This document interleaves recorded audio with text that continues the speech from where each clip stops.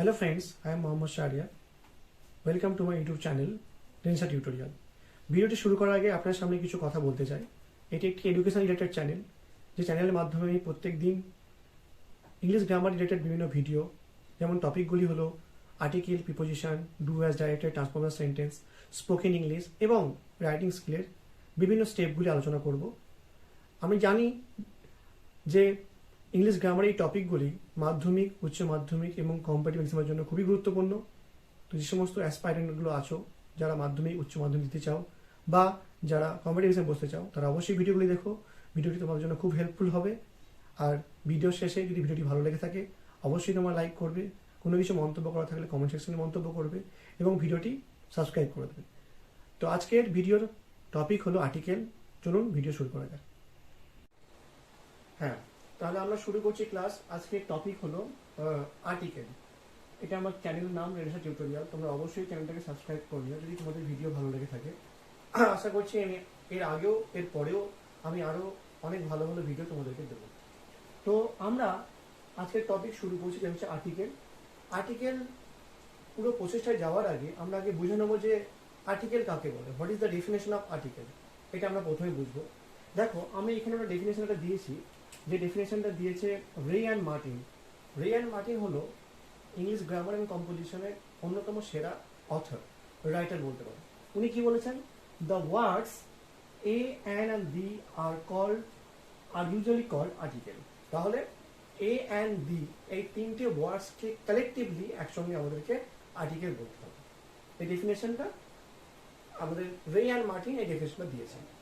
এইবার দেখো, শুধুই কি article a and the article, আর কিছু না? আর্টিকেলকে কি এ অ্যান্ড দিকে কি আর অন্য কিছু বলা হয় না? হ্যাঁ, আর্টিকেলকে ডেমনস্ট্রেটিভ অ্যাডজেক্টিভ বলা হয়। কেন বলা হয়? কারণ they have some special significance as a parts of speech. Parts of speech নির্মাণের ক্ষেত্রে কিন্তু আর্টিকেলে এ অ্যান্ড দি ভূমিকা কিন্তু গুরুত্বপূর্ণ। They are very important to make parts of speech. Okay, so আর কি বলা যেতে পারে? আর হচ্ছে, দেখো, আর্টিকেল কিন্তু একটা ডিটারমাইনার্স। A and D can be used as a determiners which use in front of noun to specify quantity of noun. তাহলে নাউনের কোয়ান্টিটি বোঝাতে কিন্তু আমাদের আর্টিকেলকে বা এ অ্যান্ড ডি কে আমাদের ইউজ করা হয়। ওকে, টু কোয়ান্টিটি অফ নাউন। এবার দেখো কি হিসেবে ইউজ করা যায়, কেমন কোয়ান্টিটি। ফর এক্সাম্পল হিসেবে দেখিয়েছি, দেখো এখানে কিন্তু আমরা দেখিয়েছি, দেখো দা ডগ, তাই তো? এখানে কিন্তু আর্টিকেল দা বসছে। কি জন্য বসছে? না ডগের কোয়ান্টিটি বোঝাবার জন্য, যে একটি ডগ, আবার অ্যান অরেঞ্জ, আবার এ ম্যাঙ্গো। তো article can be use as a determiners which use to specify the quantity of a noun. এইবার দেখো, এইবার আমরা যে টপিকটা ডিসকাস করব সেটা হচ্ছে আর্টিকেলের ক্লাসিফিকেশন। আমরা মেনলি আর্টিকেলকে দুটো ভাবে ক্লাসিফাই করতে পারি। এক হচ্ছে ডেফিনাইট, আর হচ্ছে ইনডিফিনাইট। ডেফিনাইটের মধ্যে আমরা যে দাটা পড়ছে, আর ইনডিফিনাইটের মধ্যে এ আর অ্যান পড়ছে। তাহলে আর্টিকেল মানে তিনটে ওয়ার্ডসের কালেকটিভ। ওয়ার্ডসগুলো আমি এখানে লিখেছি, তোমাদেরকে দেখতে পারো। এ অ্যান আর দি,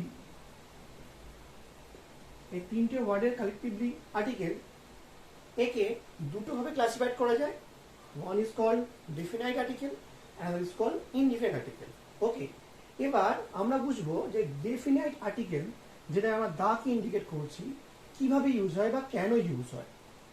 দেখো, definite is use to particularize of noun.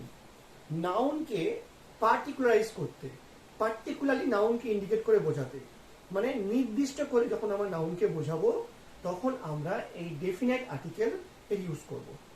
Example হিসেবে আমরা দেখি, দেখো, let us bath in the river. Let us bath in the river, চলো নদীতে স্নান করা যায়। এখানে কিন্তু রিভারটা কিন্তু কোনো পার্টিকুলার রিভার, স্পেসিফিক রিভার।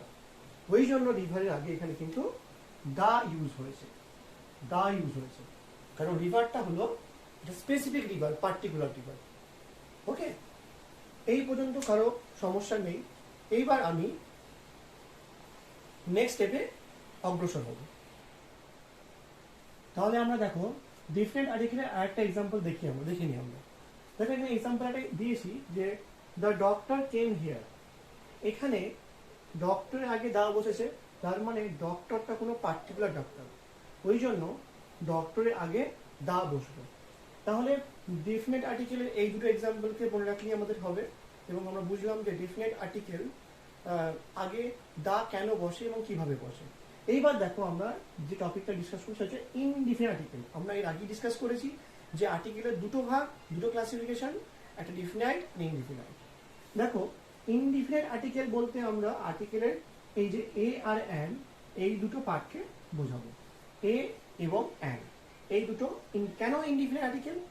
কারণ indefinite article is use to generalise the noun, মানে সাধারণ বা অনির্দিষ্টভাবে কোনো নাউনকে যদি বোঝাতে চাই আমরা, in the case of that we use indefinite article.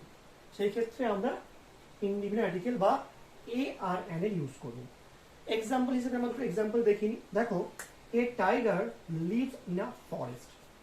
এখানে কিন্তু যে টাইগারটা, এটা কিন্তু স্পেসিফিক কোনো টাইগার না, জঙ্গলের যে কোনো টাইগারকে ইন্ডিকেট করছে।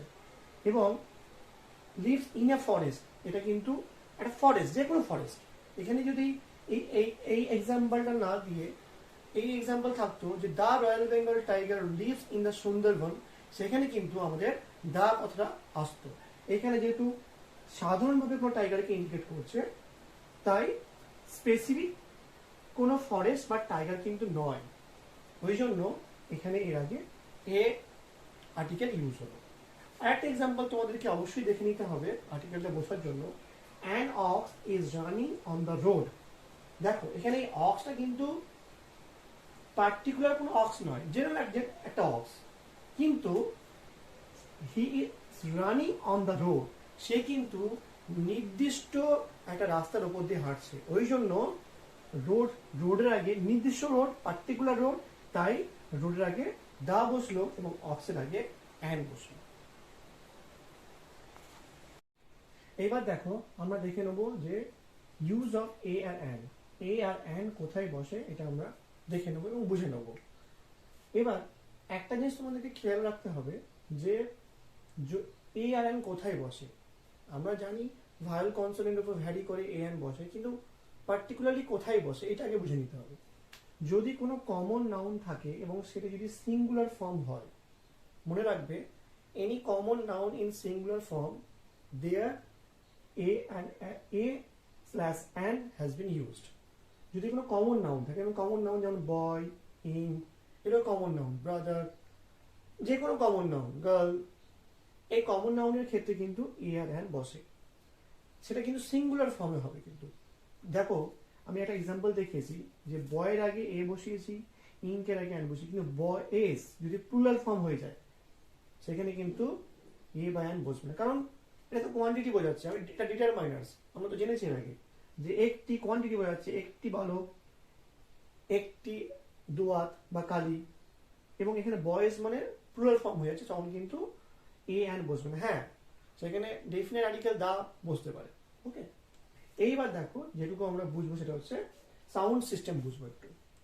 ইংলিশে টোটাল, এই শুধু ইংলিশ নয়, টোটাল আমাদের যে ধ্বনি, যে সাউন্ড, যে ভাষায় আমরা কথা বলি, যে ভাষায় আমরা লিখি, সেই সাউন্ড সিস্টেমকে দুটো ভাগে ভাগ করা যায়। একটাকে বলা হয় ভাওয়েল সিস্টেম, একটা হয় কনসোনেন্ট। অনেকে মনে করে যে vowel is a name of alphabet, vowel একটা অ্যালফাবেটের নাম না, vowel is the name of sound, sound নাম হচ্ছে ভাওয়েল। এইবার ইংরেজিতে এই 5টা ভাওয়েল সাউন্ড আছে, এ, ই, আই, ও, ইউ, এবং যে 26 অ্যালফাবেটের মধ্যে বাকি 21 rest of the portion is called consonant. তাহলে ইংলিশে এ থেকে এ, ই, আই, ও, ইউ এই 5টা হচ্ছে ভাওয়েল সাউন্ড, বাকি 21 হচ্ছে কনসোনেন্ট সাউন্ড।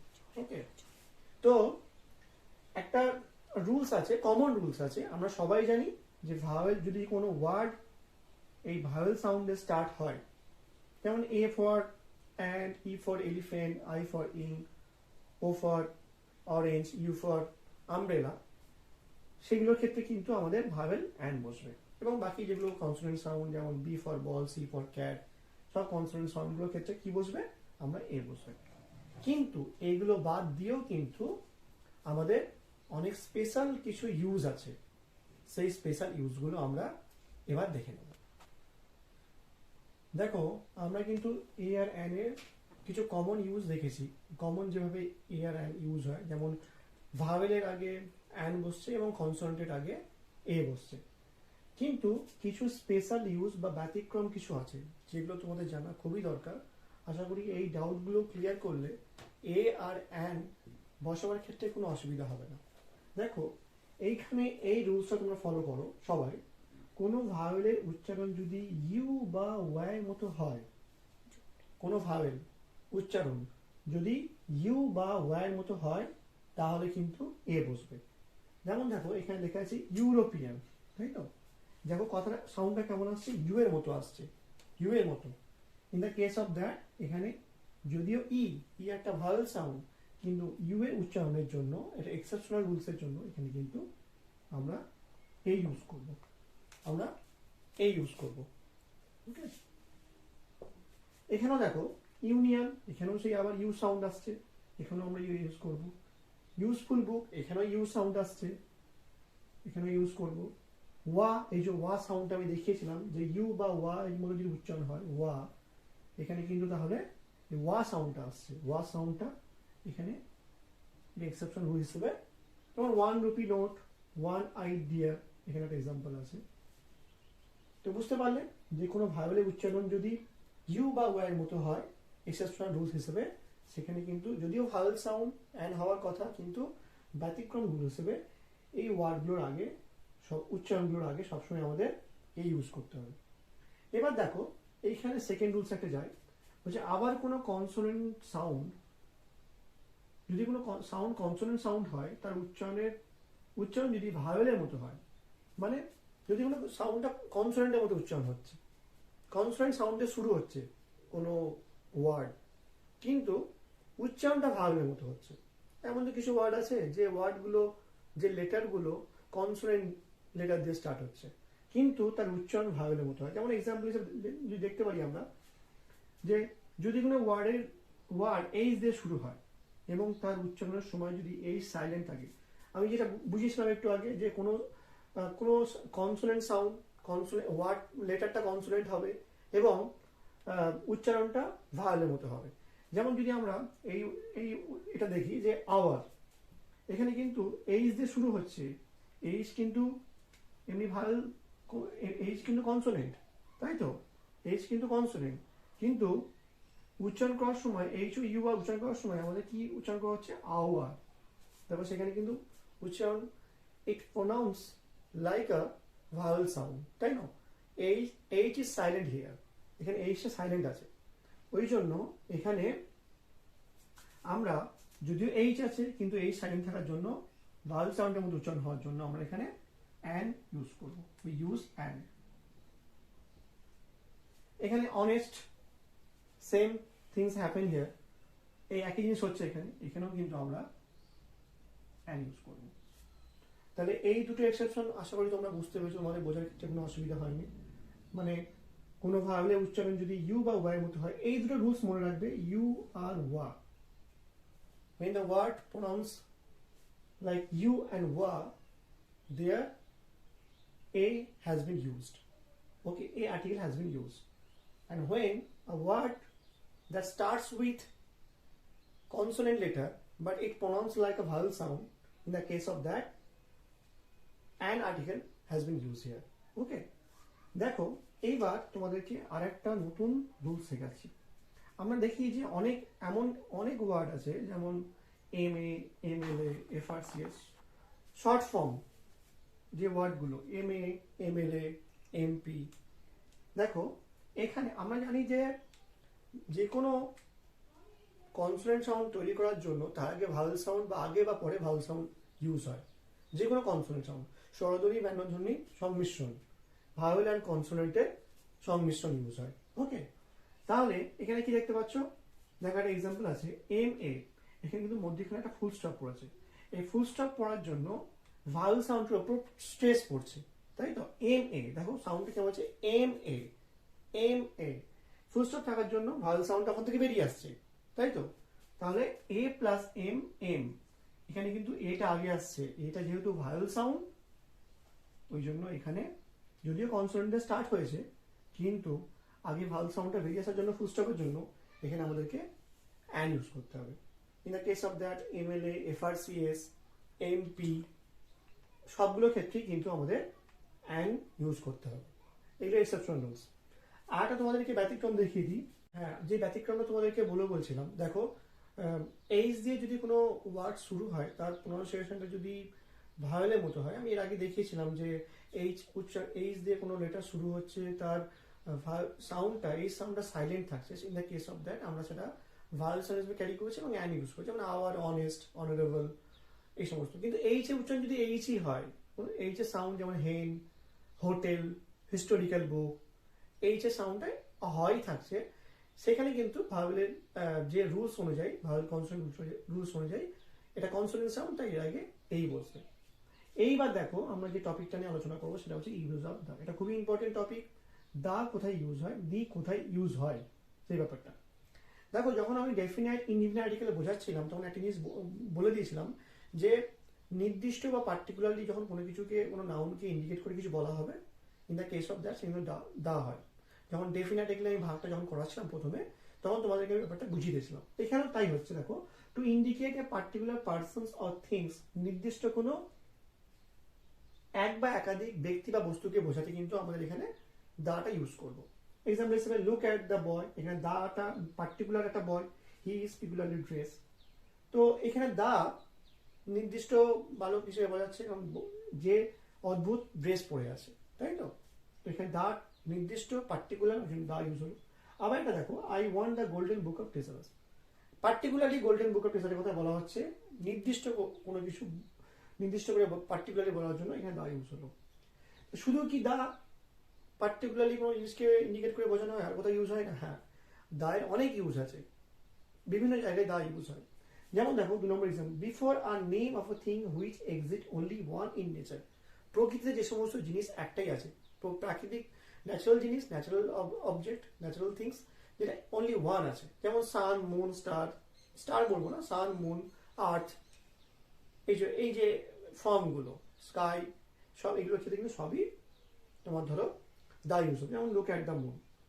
এইবার দেখো থার্ড যে পয়েন্টটা যেটা আমরা ডিফাইন করছি, before the name of a race or nation, বিশেষ কোনো জাতিকে ইন্ডিকেট করে বোঝানো হয়। যেমন যদি আমি এক্সাম্পল হিসেবে তোমাদেরকে বলি, দ্য ইংলিশ আর ইন্ডাস্ট্রিয়াস, ইংরেজিরা খুবই পরিশ্রমী, তাহলে ইংলিশ যে একটা race, in the case of that the English.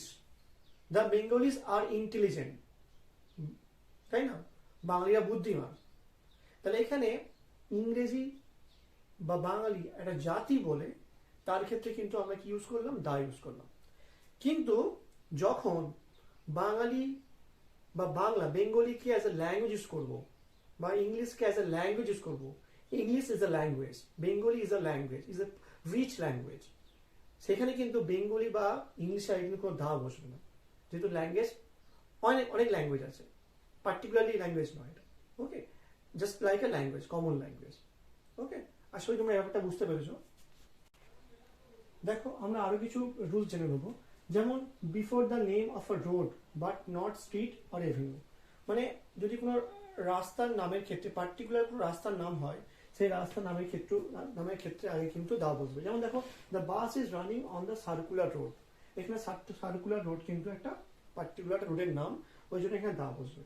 কিন্তু একটা জিনিস তোমাদেরকে খেয়াল রাখতে হবে, কি বলতো, যে যদি রাস্তার নামটা কোনো প্রপার নাউন দিয়ে হয়, প্রপার নাম, যেমন ধরে Mahatma Gandhi road, in the case of that the কিন্তু ইউজ হবে না, তাই তো? পিকুলার যে সমস্ত নামগুলো আছে, যেমন সার্কুলার রোড, মানি স্কোয়ার, এই ধরনের যে সমস্ত নামগুলো, সেই নামগুলোর ক্ষেত্রেই কিন্তু দা বসবে। কিন্তু প্রপার নাম দিয়ে, কারো কোনো ব্যক্তির নাম দিয়ে যদি কোনো নাউন, মানে কোনো রাস্তার নাম হয়, সে কিন্তু দা ইউজ হবে না। এইবার এইগুলো তো ট্র্যাডিশনাল রুলস, এবং আরো কিছু কমন রুলস আছে যেগুলো তোমাদেরকে জানতে হবে। যেমন ডিরেকশনের ক্ষেত্রে, যেমন direction north, east, south, West, এই সমস্ত ডিরেকশন কিন্তু দা বসবে। যেগুলো অর্ডিনাল নাম্বার, যেমন first, second, third, fourth, fifth, six, seven, eight, এগুলো কিন্তু দা বসবে। নেম অফ হোলি বুকস, এগুলোর ক্ষেত্রে আগেও কিন্তু দা বসবে। এগুলো আমরা অনেকেই জানি, তাও আমি একটু রিভিশন করিয়ে দিচ্ছি এগুলো। যেমন হোলি বুকসের মধ্যে কোরআন, বাইবেল, গীতা, মহাভারত, রামায়ণ, এই সমস্ত হোলি বুকসগুলো। যেমন নেম অফ শিপস, বিখ্যাত কিছু শিপস যেমন আছে, যেমন তোমার টাইটানিক হতে পারে, আরও ফেমাস বিল্ডিং যেমন writers building, Taj Mahal, Victoria Memorial, sea যেমন Arabian sea, ocean, Indian ocean, Pacific ocean, Atlantic, এই সমস্ত গালফ যেমন বে অফ বেঙ্গল, এই সমস্ত, এগুলো সব এই সমস্ত এই সবগুলোর ক্ষেত্রেই কিন্তু আগে আমাদেরকে দেওয়া বসাতে। মাউন্টেন রেঞ্জ যেমন আছে, যেমন আলপস আছে, তারপরে হিমালয় আছে, এই সমস্ত মাউন্টেন রেঞ্জগুলো। তাহলে that is all about article সম্পর্কিত মোটামুটি এগুলোতেই সব আছে। এই ভিডিওটি পুরোপুরি দেখলে তোমরা আর্টিকেল সম্পর্কিত যে সমস্ত ডাউটগুলো আছে সবই আশা করি তোমাদের পরিষ্কার হয়েছে। এবং আমি এর পরেও আরও ভিডিও বানাবো গ্রামার সেন্ট্রিক। যেমন তো আমরা যে কথা বলছিলাম যে আজকে আমরা এই সেশনটা আমরা এখানেই শেষ করছি। আশা করি আর্টিকেল সম্পর্কিত যে সমস্ত তোমাদের ডাউটগুলো ছিল সবই ক্লিয়ার হয়েছে। আমরা ভবিষ্যতে আরও গ্রামারের অন্য টপিক নিয়ে ডিসকাশন করব। যদি ভিডিওটি আপনাদের ভালো লেগে থাকে অবশ্যই ভিডিওটি লাইক করবেন, চ্যানেলটিকে সাবস্ক্রাইব করবেন, শেয়ার করবেন। দেখা হচ্ছে আবার পরবর্তী পর্বে অন্য কোনো গ্রামার ক্লাস নিয়ে।